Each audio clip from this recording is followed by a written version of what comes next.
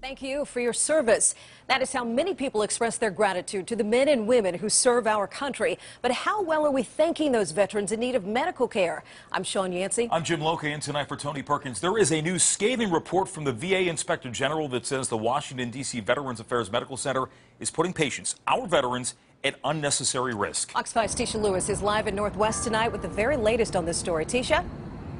Well, Sean and Jim, we're talking about problems from top to bottom, findings so egregious that they will really make you take a second and stop and pause. In one case, dialysis patients didn't have the supplies that they needed for procedures, and the hospital was actually borrowing those supplies from a private hospital. Now, the former medical director Brian Hawkins has been relieved of his duties, and we're told that U.S. Army retired Colonel Lawrence Connell has been named acting director. But you know, this is all just the beginning.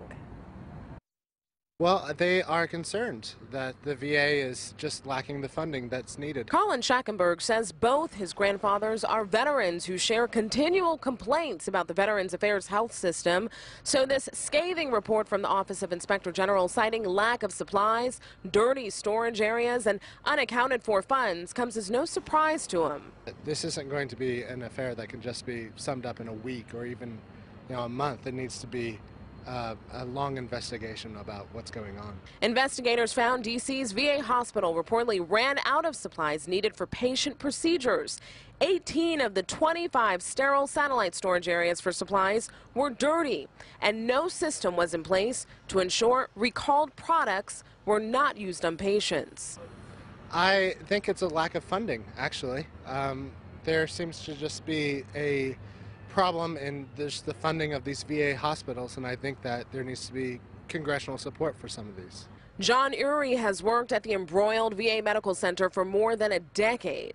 It wouldn't be good, but I'd have to hear more about it. They said 18 of the 25 sterile areas that were supposed to be sterile were actually dirty here. I mean, it's not good if that's true, but I haven't heard about it. For now, the district's VA is making changes at the top. Former VA Medical Center Director Brian Hawkins has been relieved from his position and temporarily assigned to administrative duties, though he was appointed in 2011 with rave reviews. In fact, 1 year after his appointment, he was named Communications Visionary of the Year. The shuffle is just a start. And the Office of Inspector General here says that it conducted its investigation at the end of March and then returned the first week of April and still saw plenty of problems. It has a long laundry list of recommendations, including that the VA Undersecretary of Health conduct an immediate investigation and fix these problems. Now, as for the VA, their response says that they will be swift in terms of looking into the matter and also having any disciplinary action, and there could also be some legal action. Tisha Lewis, Fox 5 Local News. Hey, Tisha, if I'm watching right now and I have a loved one who is being treated there, or I'm a veteran being treated there right now, what's next for me? I mean, what am I supposed to do?